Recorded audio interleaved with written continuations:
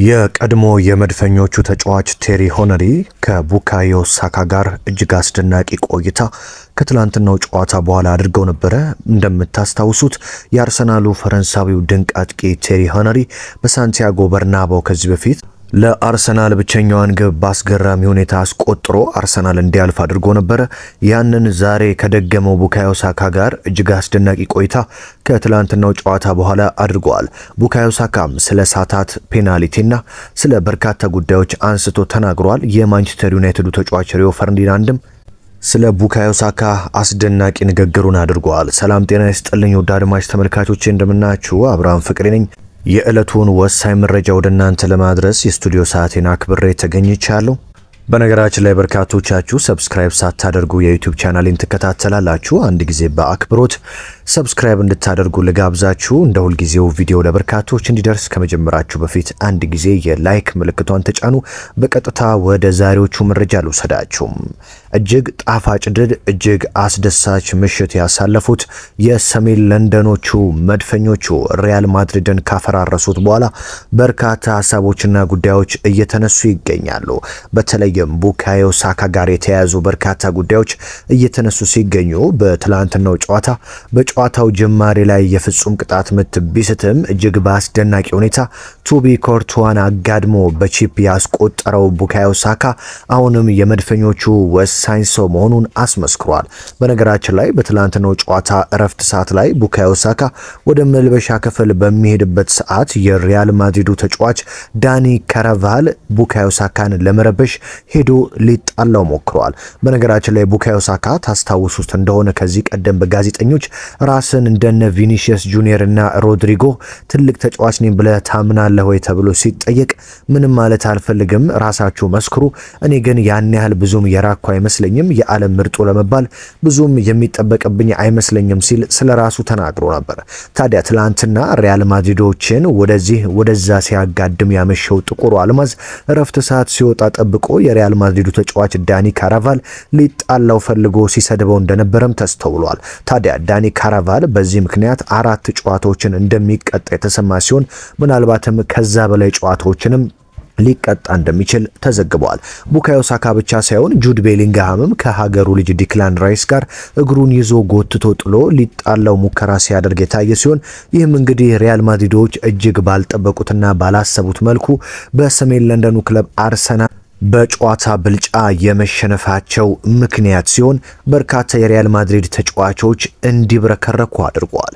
በነገራችን ላይ የሪያል ማድሪድ ጨዋታ ካለቀ በኋላ የሪያል ማድሪድ ተጫዋቾች መኪናዎቻቸውን ይዘው ከሳንቲያጎ በርናባው ስቴዲየም ሲወጡ ከ50 እስከ 60 የሚገመቱ የሪያል ማድሪድ ደጋፊዎች ቡድናችንን ልቀቁ፣ አዋረዳችሁን እያሉ መኪናቸውን እየደበደቡ የሪያል ማድሪድ ተጫዋቾችን ሲሰድቧቸው ነበር። ሜዳ ላይ እስኪገቡ ድረስ የለም ካምባክና ጋለን እንቀለብሰዋለን ሲሉ የነበሩ የሪያል ማድሪድ ደጋፊዎች ከጨዋታው በኋላ የራሳቸውን ቡድን ተጫዋቾች ሲሰድቡም ተስተውለዋል። ቡካዮ ሳካ ከትላንትናው ጨዋታ በኋላ ከቴሪ ሆነሪ ከቀድሞው ተጫዋች ጋር ቆይታ አድርጓል። በነገራችን ላይ ቴሪ ሆነሪ በሳንቲያጎ በርናባው ግብ ካስቆጠረ በኋላ እጁን ባፉ ላይ አድርጎ ዝም በሉ የሚለውን ምልክት አሳይቶ ነበር። ታዲያ ቡካዮ ሳካም እቺን የደስታ አገላለጽ ራሷን ደግሟታል። ቡካዮ ሳካ ግቧን ካስቆጠረ በኋላ ልክ እንደ ቴሪ ሆነሪ እየሮጠ ዝም በሉ አትለፍልፎ ያለ ሲሆን ደስታውን እንደ ቴሪ ሆነሪ በመግለጹ ሄነሪ እንደተደሰተ የተናገረ ሲሆን እንደዚህም ሲለው ነግሮታል። ፔናልቲ መሳት በእግር ኳስ ጨዋታ ያለና ሊፈጠር የሚችል ነው።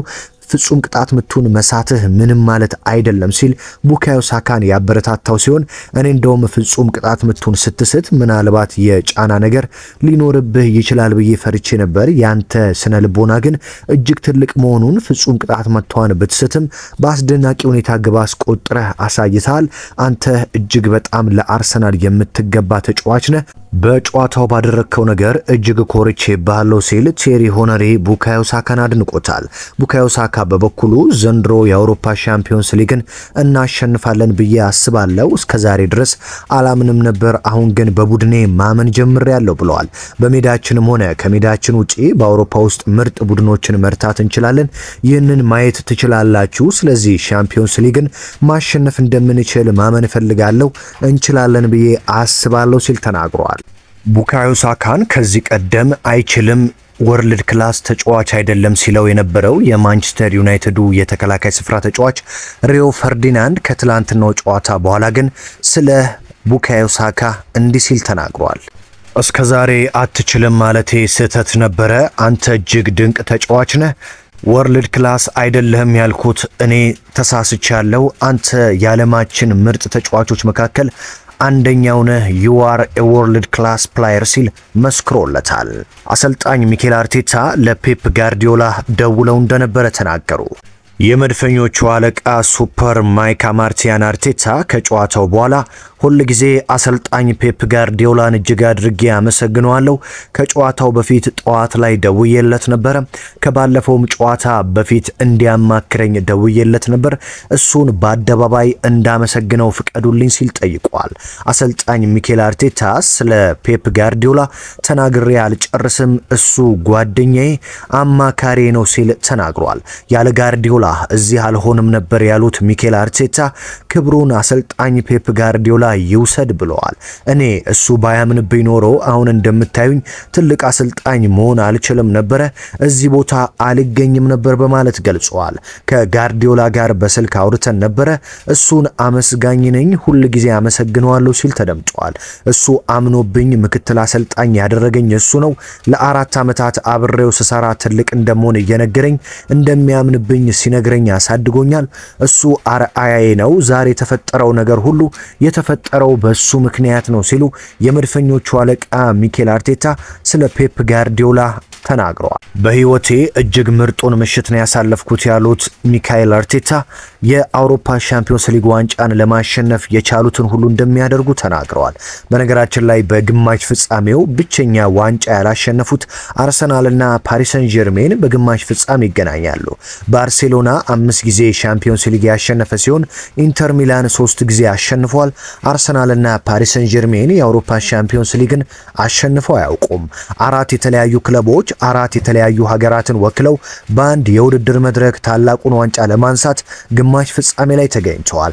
አርሰናል ከእንግሊዝ፣ ፓሪስ ሰን ጀርሜን ከፈረንሳይ፣ ኢንተር ሚላን ከጣሊያን እንደዚሁም ደግሞ ባርሴሎና ከስፔን የተገኙ ሲሆን ባርሳ 6ኛውን ዋንጫ ወደ ካታላን፣ ኢንተር ሚላን 4ኛውን ዋንጫ ወደ ሚላን፣ መድፈኞቹ የመጀመሪያውን የሻምፒዮንስ ሊግ ዋንጫ ወደ ሰሜን ለንደን አሊያም ደግሞ ፓሪስ ሰን ጀርሜን የመጀመሪያውን ዋንጫ ወደ ፓሪስ ለመውሰድ ይፋጠጣሉ። ለመድፈኞቹ እጅግ አሳዛኙ ዜና ቶማስ ፓርቴ በፓሪስ ሰን ጀርሜኑ የመጀመሪያ ጨዋታ አለመሰለፉ ነው።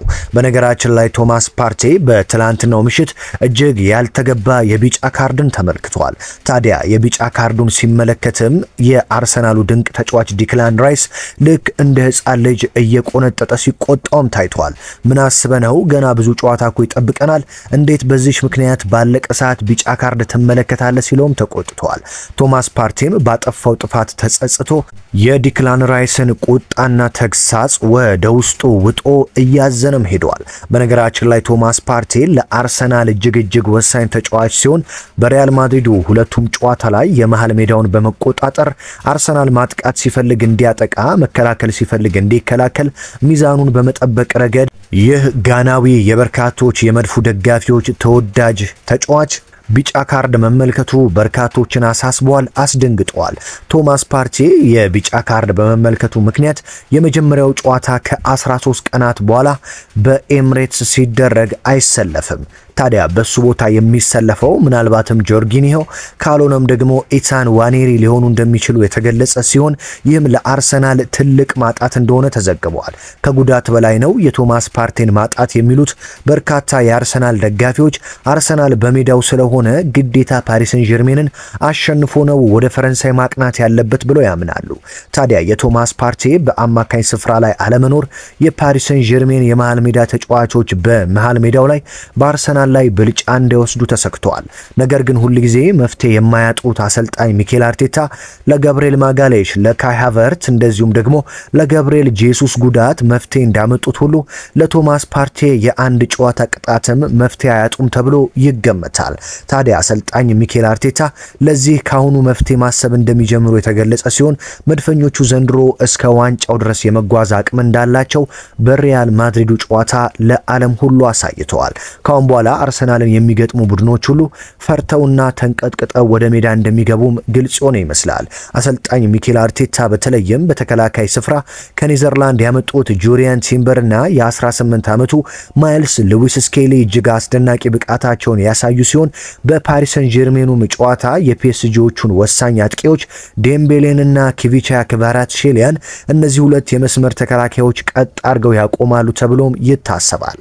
ታዲያም አሰልጣኝ ሚኬል አርቴታ ለቶማስ ፓርቴ ማጣት መፍትሄ ሰጥተው በኤምሬትስ ከ13 ቀናት በኋላ ወደ ፍጻሜ ለሁለተኛ ጊዜ ለማለፍ ተጠባቂውን ጨዋታቸውን ሲያደርጉ የፓሪስ ሰን ጀርሜኑ አሰልጣኝ ሉዊስ ኤንሪኬ በቀላሉ የሚታይ ሰው አይደለም። በነገራችን ላይ በፓሪስ ሰን ጀርሜን በተከታታይ 2 ዓመት ፒኤስጂን ወደ ግማሽ ፍጻሜ ማሳለፍ የቻለው ሉዊስ ኤንሪኬ ከዚህ ቀደም ከባርሴሎና ጋር አውሮፓ ሻምፒዮንስ ሊግ ልምድ እንዳለው ይታወቃል።